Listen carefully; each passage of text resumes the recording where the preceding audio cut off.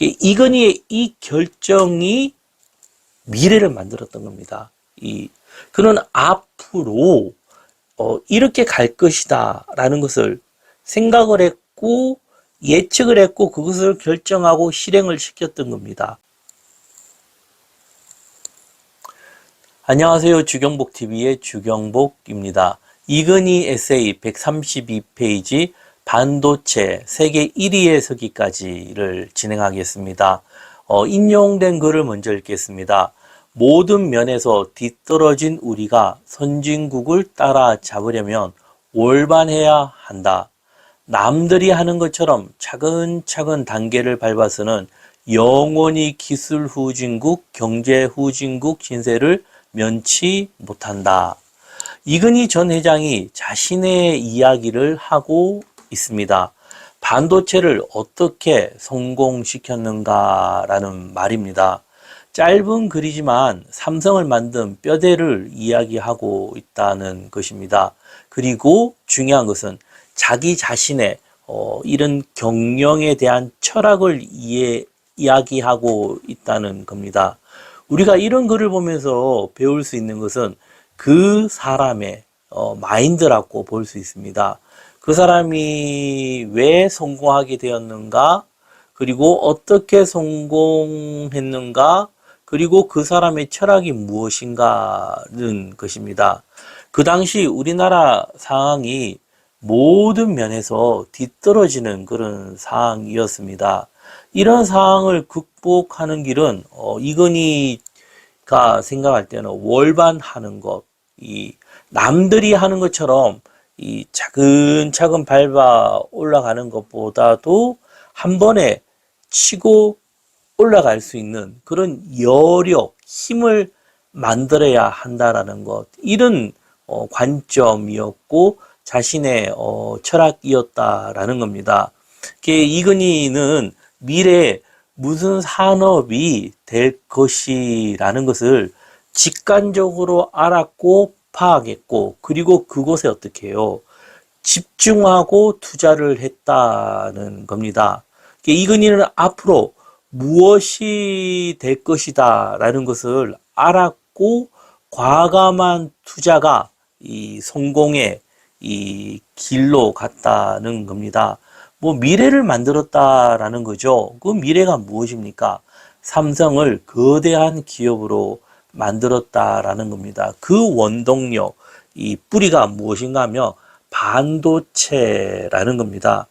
지금도 삼성은 이러한 것들이 필요하지 않을까, 이러한 철학이 필요하지 않을까라 봅니다.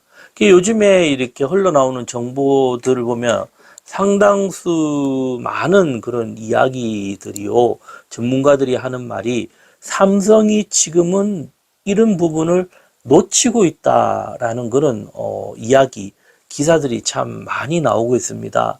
어찌 보면 참 안타까운 현실이라는 겁니다. 그러면은 그 반도체를 어떻게 성공했는가 하면 글을 읽겠습니다. 반도체 산업은 타이밍업이라 할 수 있다. 불확실한 미래를 예측해서 수조 원에 이르는 막대한 선행 투자를 최적의 시기에 해야 하기 때문이다. 반도체 사업에서 최적의 투자 시기를 결정할 때는 피를 말리는 고통이 뒤따른다. 반도체뿐 아니죠. 이건희는 중요하게 여겼던 것이 무엇인가 하면 타이밍이 중요하다라는 겁니다. 그 타이밍을 놓치면 안 된다라는 것과, 그리고 불확실한 미래를 예측해서 남들보다 먼저 투자를 해야 한다라는 것, 그 타이밍도 잘 맞춰야 된다는 겁니다. 만약에 그 타이밍 시기를 놓치면은 큰 효과가 없고, 하지만은 선두 자리를 잡게 되면은 생각하는 것 이상으로 막대한 이익이 있다라는 겁니다. 여러 번 실패하더라도 이런 부분에서 하나가 딱 성공하면은 그 전에 실패했던 것을 다 만회할 수 있는 그런 특징이 있다라는 겁니다. 하지만 그 과정이 어떻다라는 겁니까? 피를 말리는 고통이 뒤따른다라는 겁니다. 이건희가 얼마나 힘들었는지를 말하고 있습니다. 가장 힘든 것은 무엇인가 하면은 그가 가까이에 있는 사람들 때문에 가장 힘이 들었다라는 겁니다. 왜 그런가 하면은 변화와 개혁보다는 그들은 변화와 개혁보다는 주어진 자리에서 그냥 머물기를 바라는 사람들이었습니다. 그들은 충분히 벌었고 자신들이 살기에 부족한 것이 없기 때문에 이러한 일을 해서 무리수를 띄우기보다는 어떤 걸 원했던 거죠? 현상 유지를 원했다라는 겁니다. 지금의 기업은 앞으로의 기업은 더욱 그렇게 될 것이라 봅니다. 이 공룡과 같은 초대기업만이 힘을 발휘할 수 있는 시대가 가기 때문에 변화와 개혁을 하지 않으면 대기업도 무너지는 것도 한순간이라는 겁니다. 계속 글을 읽겠습니다. 87년 반도체 역사에 전환점이 되는 중대한 고비가 있었다. 4메가 D램 개발 방식을 스택으로 할 것인가 트렌치로 할 것인가를 결정하는 것이었다. 이 결정을 미국과 일본도 쉽게 할 수가 없었습니다. 그때 미국과 일본은 그 시대에 어찌 보면은 참 양대 상막이라 할 만큼 막강한 기업이지 않았습니까? 이건희는 전문가를 불러서 오랜 시간 토의를 해도 답을 얻지 못하였고 그는 참으로 힘든 그런 결정을 해야 했습니다. 왜 그런가 하면 자신의 결정이 회사의 그런 생존 여부에 아주 중요한 역할을 미쳤기 때문입니다.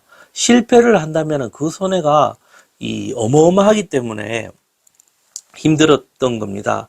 이건희의 글이 나는 지금도 그렇지만 복잡한 문제일수록 단순해 보려고 한다. 그게 이건희의 철학입니다.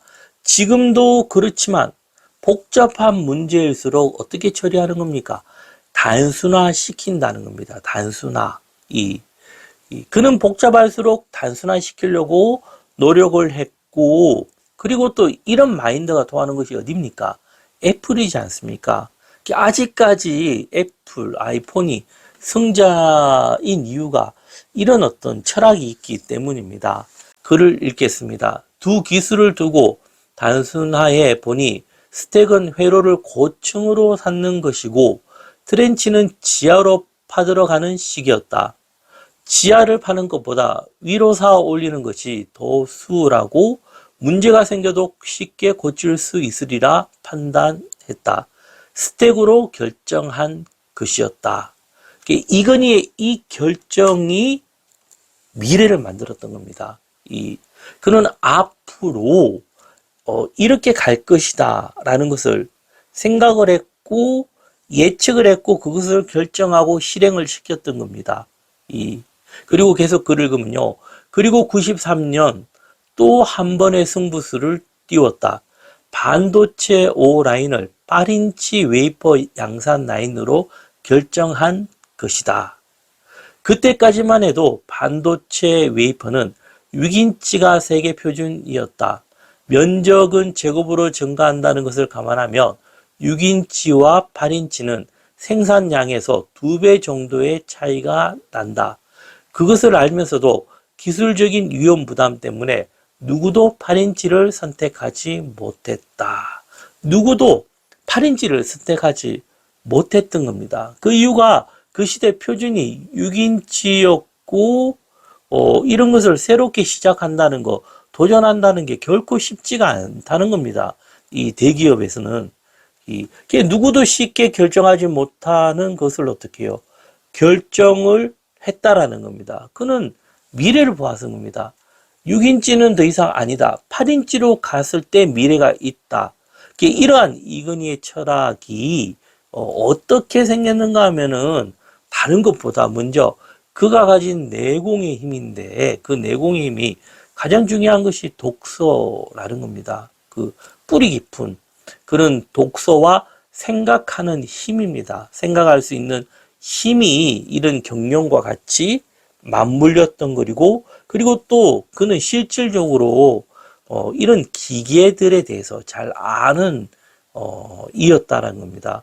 어릴 때부터 직접 물건들을 분해를 하고 연구하고 이런 실력이 있었기 때문에 이 가능했다라는 겁니다. 간혹 대기업이 때를 잘 만나서 뭐 정부의 힘으로 어떤 권력자들의 도움으로 이 갑자기 성장하고 큰 덩치가 될 수 있습니다. 그러한 기업은 어떻게 해요? 오래가지 못한다라는 겁니다.